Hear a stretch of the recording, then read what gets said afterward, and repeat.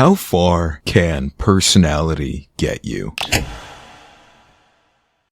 It's an intriguing question that most people attempting to become internet famous have completely overlooked in favor of mediocre pranks and participating in trends that will stay within the cultural zeitgeist for a fraction of a second. A higher tier example of this would be with a YouTuber, SunnyV2, who's doing fantastically in the algorithm, although his content is sufficiently reliant on the topics being discussed. Or you have the lower tier examples, which are essentially everything on your For You page on TikTok. The markets are oversaturated with content that will be forgotten faster than it takes for a newborn to stick a fork into an outlet, and yet, some stand out.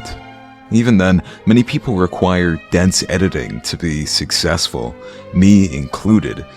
So, with all this established, why the hell do I enjoy Technoblade's content so much?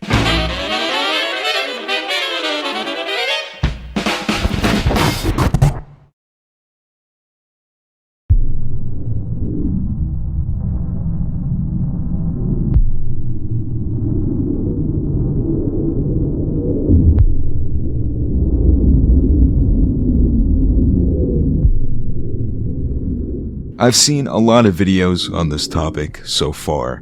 In fact, I'm quite late to the occasion, but I have yet to see a formal documentary made on it, so hopefully this video can act as a proper remembrance for people, as that's what he deserves. If you're unaware, Technoblade's parents released a video on his behalf on the 30th of June, and as of the time of recording this, it's sitting at 68 million views, with only being posted a little over a week ago, a statistic that encapsulates his reach as a creator. The aforementioned video discusses his final statement to the world before he would die from stage 4 sarcoma, the 5-year survival rate of which staying at a tragic 15%. He's gained roughly 3.5 million subscribers in that time alone, showing how much people appreciated him and his reach. As such, the opportunity for revenue has presented itself to the public, the YouTube algorithm pushing anything Technoblade related to the forefront of the website. And I totally understand why. Most people, namely friends of his, have commented on this event and expressed their love and support toward his family. For the most part, people are using this time to grieve. One of my friends, who I'm going to withhold the name of, said 2 days after the video was released that, "I really wish he hadn't died." I mean, that's obvious, but he was the one YouTuber I got really excited to watch. I hadn't been into Minecraft for like 7 to 8 months, but his personality was so good. It made everything so much better. Other YouTubers I'll watch mostly because I'm into the subject they'll talk about. Like if Technoblade started doing Roblox content, I'd watch it. Even anecdotally, this creator impacted my friend this heavily. Within Hypixel now, there's a shrine you can visit in the main lobby to write a note of reminiscence.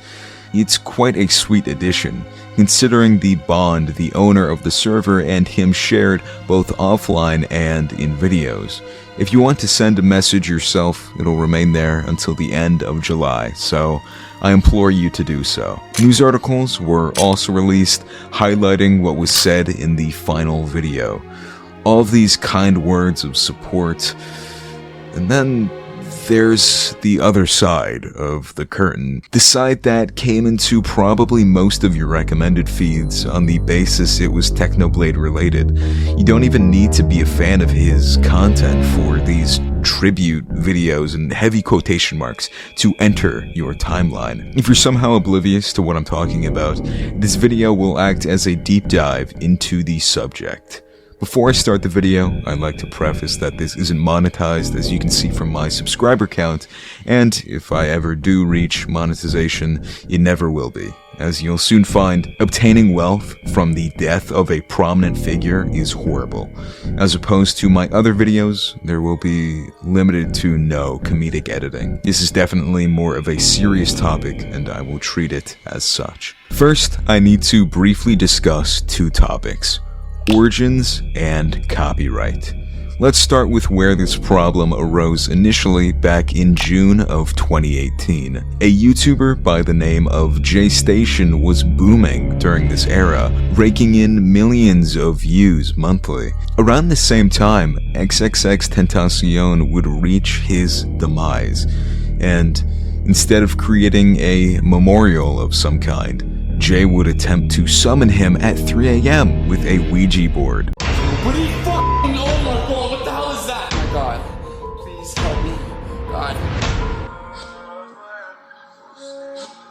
What's my— Wow, that's quite a title. According to SunnyV2, since Jay's channel has since been deleted, this video garnered a 50% like to dislike ratio and had 4 mid-roll ads that were placed on the video, presumably to capitalize on the shock clicks. Next was Mac Miller, the same process goes for that, and most importantly in the discussion of YouTube, Etika, another famous creator who would commit in mid-2019. This is the origin of this issue on YouTube, although it can be most likely traced back even further. Moving on to copyright, anything that's posted to this website that's considered original content besides music is free to be clipped and distributed across the platform, since there's no legal protection against it. Same with Twitch. An individual can clip or screen record a stream and easily spread it across the platform.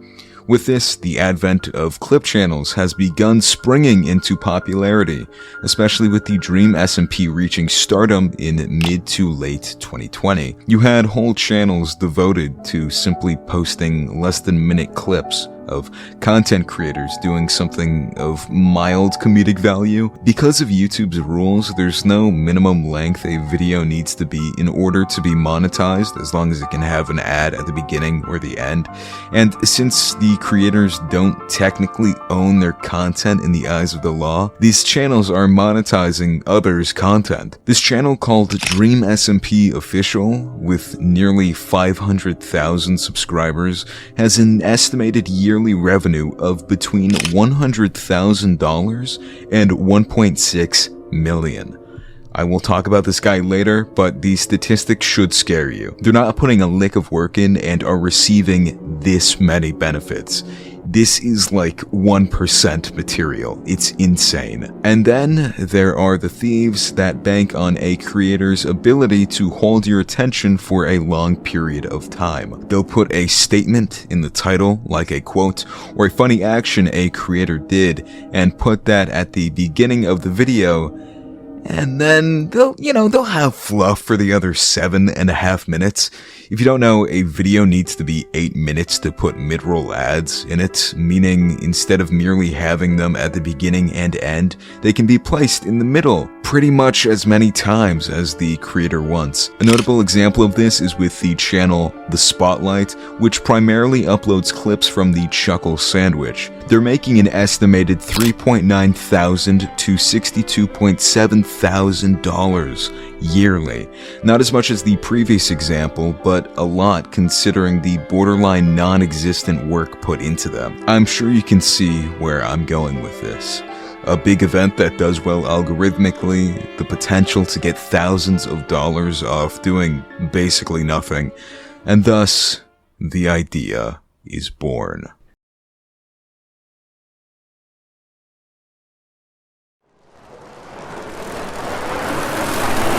This is a much more niche case, which is why I'm putting it at the beginning to shed some light on it. He is your conventional commentary YouTuber, posting things like, quote, "I feel awful for Mr. Beast," and "Is Dream SMP ending?" In the description of his channel, it says, quote, "Lot of Minecraft, age 15. Okay, we're the same age. It's sick. That's really descriptive. Now, making a single video on Technoblade isn't an issue. In fact, that's what I'm doing right now. It's when the intentions are malicious and a multitude of videos are posted that I begin questioning the validity of the creator. And this same person recently faked a $3,000 charitable donation, so that brings many things into question. The YouTube algorithm works in tricky ways. With most commentary YouTubers I've seen around this size, they'll find a video that works and does amazingly, a lot of which reach over 500,000 views for some reason beyond me. It's because the titles read much like news articles. It entices your brain and makes you want to click on it even though you know it's entirely devoid of substance. Then they post a few more on the subject, knowing that it's going to pay their bills for the month, and finally their views plateau at not even a fraction of what they once were when their original video was booming. They continuously bank on the fact that one video will do astoundingly well. It's all based on the topic, not the personality or originality of the video. Braso has made content on Technoblade in the past, the most notable of which with Techno's cancer diagnosis in August of 2021. You can see a sudden influx of videos regarding the subject around this same time, whether it be discussing news or to comment on people talking about the diagnosis. For instance, in the video, quote, "People make horrible claims regarding Technoblade," with ellipses at the end, he talks about precisely what you'd think. The video's a mere 4 minutes, a minute of which is entirely devoted to showing a clip of Techno saying his arm was injured due to a tumor. The title, however, had been changed according to a few comments. According to them, the old title was, quote, "Did Techno fake his cancer?" And the thumbnail expressed the same narrative, which is just awful. As of now, the video has 3.3k likes and 3.4k dislikes, a horrible ratio for anyone on the platform. In the video, there are also mentions of tweets despite no username or validity actually being shown.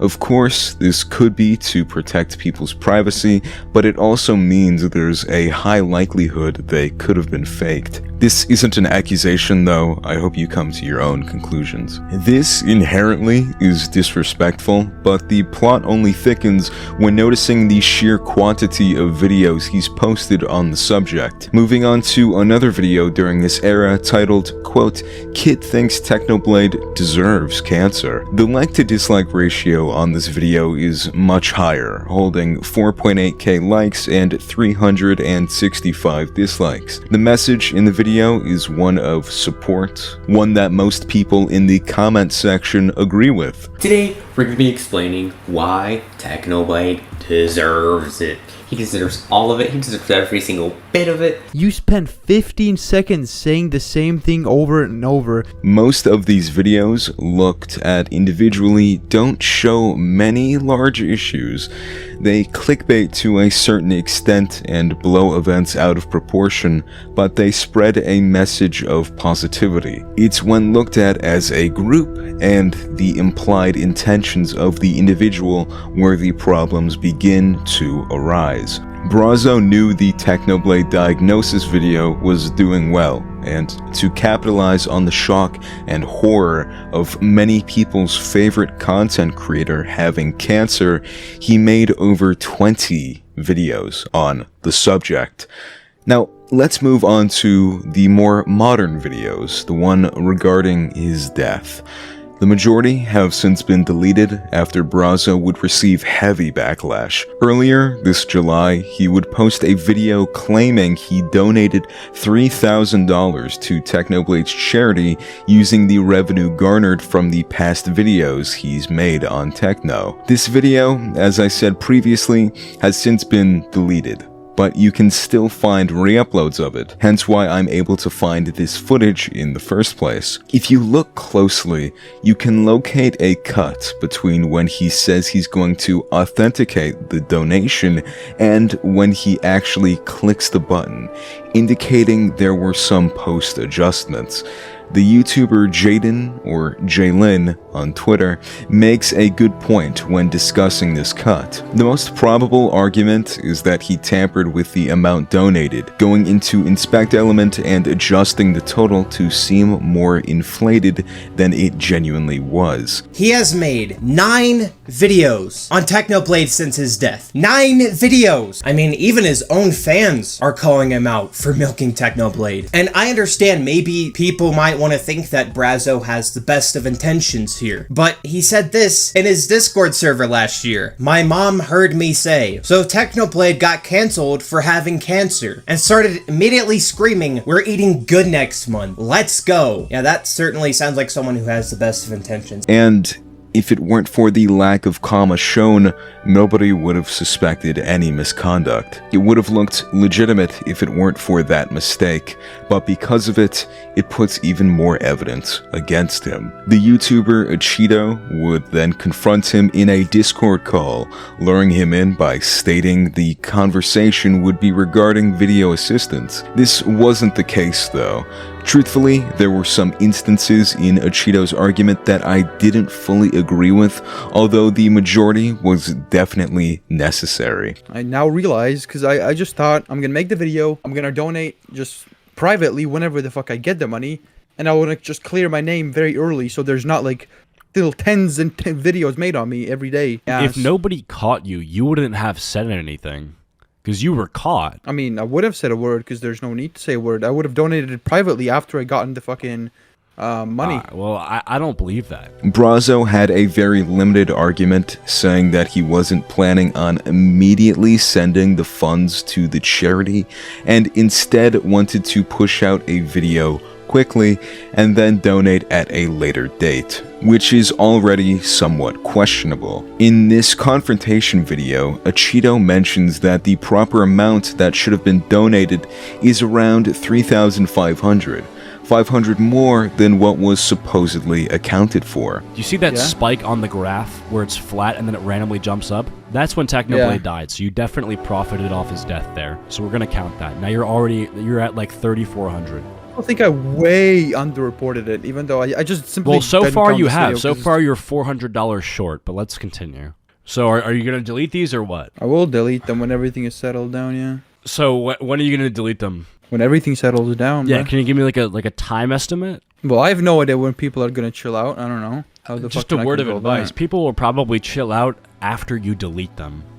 This is equivalent to the amount of money gained from these exploitative videos. Furthermore, a decent chunk of the Technoblade catalog of videos he has wasn't even counted in the total for arbitrary reasons. Even now, as of when I'm writing this script, he's still making jokes about it. Here, watch this clip from a video he posted on the 11th. You know, there's a lot of people who will do literally like anything to gain a quick buck from some bad thing that has happened.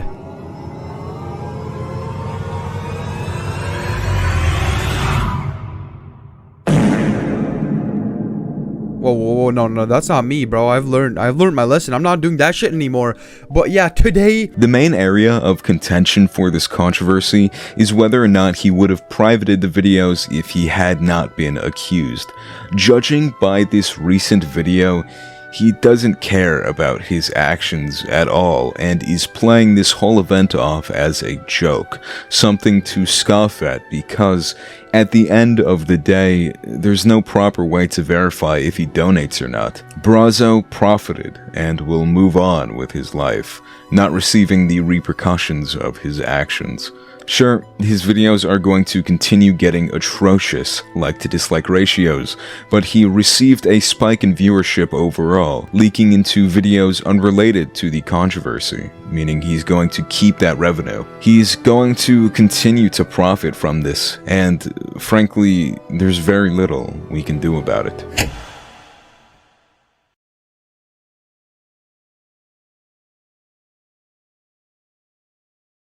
Moving on with the trend of talking about more niche examples, many people are trying to capitalize by creating NFTs. Some of them are trying to appear as if they have positive intentions, and some are simply trying to troll. This section will be covering the trolling as a whole, although I'm starting with the NFTs since they're the most outright example of the problem. There's been a couple of these, a few of which are getting deleted upon release for obvious reasons.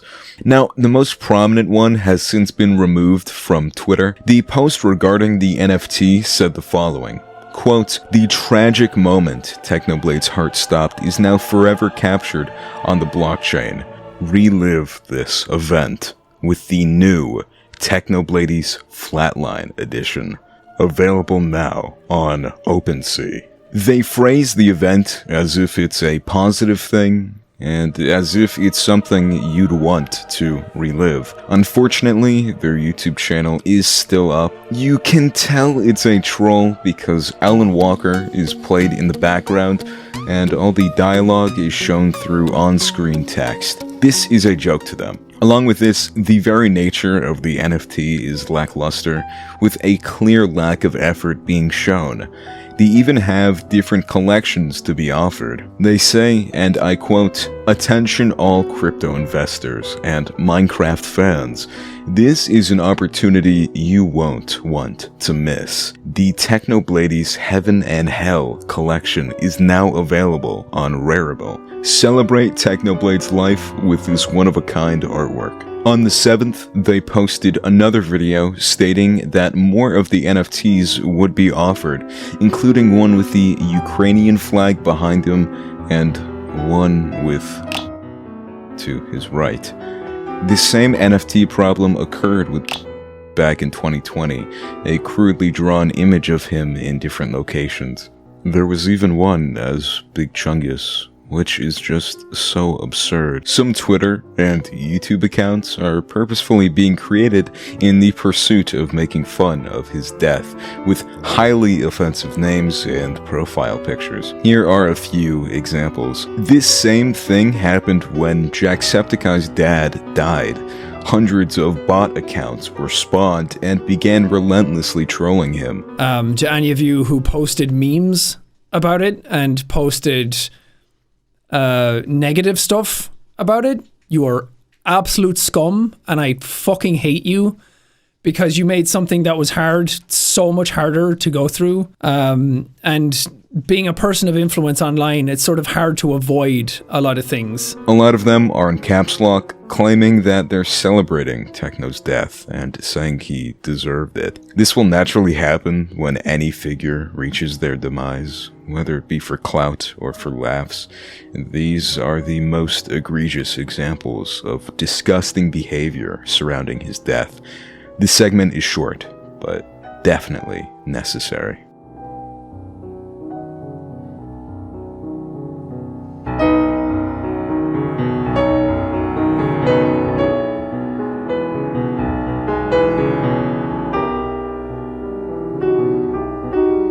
These types of videos seem beneficial at first glance. The most popular types of them are streamers reacting to his death, usually on stream or in a video format, and giving their brief thoughts on the situation. Since Techno was such a large figure, a lot of streamers were notified, meaning other people now had the ability to create compilations of their reactions. Viewers were and are interested in news and likely want to see how their idols view controversy or tragedy, so it was only natural these would get many views. The harshest example is with the YouTube channel DreamSMP Official. On this channel's average videos, they don't get many views, especially when considering the sub count in question. Nearly 500,000 subscribers and barely getting videos out with maybe 40,000 views. For a brief time during the beginning of the month, these tribute videos were the only type made on this channel. All the thumbnails are the same. Technoblade's avatar on the right with a creator on the left, almost all of which getting above 1 million views, some even shooting above 3 million. These can be titled tribute videos, although to name them such would be disingenuous. You see, the first video made on Technoblade's death was titled, quote, "A tribute to Technoblade." And a day after publishing, the video was barely scraping by with a measly 3,000 views, and within the next 24 hours, it skyrocketed to 1.2 million. Realizing the success, this creator uploaded 11 videos the next day, probably more since some have since been deleted, all on techno and various streamers reacting to his death. This is a clear example of milking. They notice a spike in views, and then capitalized. The owner of this channel is named Run Along, claiming that the bulk of the funds received from the milking would be donated to Technoblade's charity. Luckily enough, they were confronted about it. Now I will read the exchange between the two where Run Along attempts to divert criticism. Quote, "Alright. So a portion of what you make of the videos about him, I'll provide screenshots as well when I receive it as well. Alright. But then I have another question. Why are so many videos about Technoblade? I counted 17. Don't you think it's kinda taking advantage of his death? I understand it's important and breaking news, but 17 is so many. The more I get, the more I can give back. And the more goes into your own pockets, too. It's pretty easy to say, quote, I will prove I give my money away to charity at the end of this month. No, again, I have other videos making me money. That's where I get it from. Unquote. It's very easy to provide verification for any charitable donation, so to say they're keeping all the revenue garnered is an understatement. This is very similar to the Braso situation, but significantly worse when taking the sheer numbers into consideration. In a since-deleted video, Dream SMP official claimed that Mr. Beast tweeted in regards to the death, bringing in nearly 2.4 million views. The tweet, very unlike Mr. Beast, said, quote, Technoblade, and 2 crying emojis, and after the words, cry bro. He would have never tweeted something in this manner. Instead, it would have been more formal, but the tweet shown looks like a small child made it, let alone someone with a platform as large as his. Most tribute videos are made by fans trying to express their gratitude toward Techno by creating many different variations, whether it be animations, discussing his achievements, or simply praising him. But uploading streamer reactions is not a form of this. Most tribute videos should be made by those close to him. Family members, friends, whatever. It's just when a random individual does it that it starts to feel kind of void and empty, like it was made with the sole purpose to accumulate views. Obviously, that may not be the intention, but to put it bluntly, it feels a bit off. Dream SMP official would reply to the controversy, saying that most people making videos on him were simply in the pursuit of clout and money, which is hypocritical when taking into account what he was doing. He tries to portray himself as the good guy, someone who's fighting to donate to charity, when the DMs prove this wrong. Clearly, he's growing more fearful of the mob he's created. The apology video getting taken down by him. The only access we have to it now is through re-uploads, hence how I got this footage. Proof that the hate got to him is that the newer videos he's making on Techno are labeled as fundraisers, meaning the money actually is going to charity. But you'll notice that the past ones are not. If it was going to charity originally, those initial videos would have been labeled the same.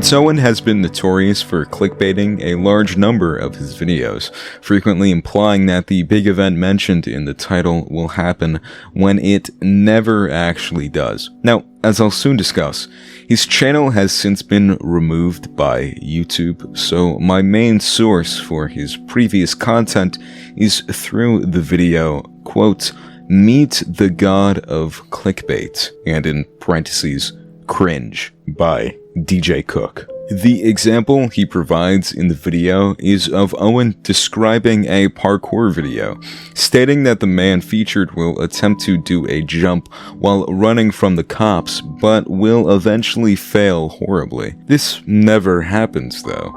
The only thing that does happen is he continues running, and when he eventually does get caught, Owen labels it as a near-death experience, even though it was quite the contrary. Doing this trend-related content, ItsOwen acquired 3.63 million subscribers at his absolute peak, which trickled down to 3.51 at the time of his ban. Shortly after Techno's death, he would post a video titled, quote, "Mr. Beast Final Goodbye to Technoblade." From the thumbnail and title, it could be inferred that some statement was released by Mr. Beast in regards to Techno's departure, but this couldn't be farther from the case. Mr. Beast hasn't made a statement on Techno at all, so this was clearly faked. I can't find footage of the video anymore, but it's clear this was the case. Once YouTube learned about this, his channel was promptly terminated. Thus, Owen went on Twitter to try and convince them otherwise. He says that, quote, "My channel with 3.5 million subs just got terminated. Please help me get it back. I'm so depressed right now. I don't know what to do." As a response, YouTube said they'd look into it, and as a finale, finally stated that, quote, "We've reviewed your account and confirmed that your channel was correctly suspended due to explicit content. Note that you will not be able to access or create any other YouTube accounts." I'm not completely certain what was explicit on his channel. Perhaps it could have been a veil YouTube held to try and push ItsOwen from the platform. What's strange to me is how this channel is deleted, but Dream SMP Official isn't.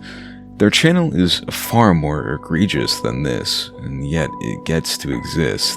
Obviously, this is YouTube's decision, but it's certainly curious to think about.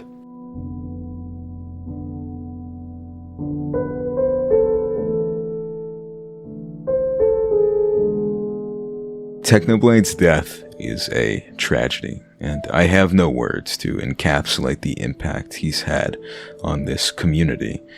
As I said before, I don't really have a right to talk about him since I don't know the guy.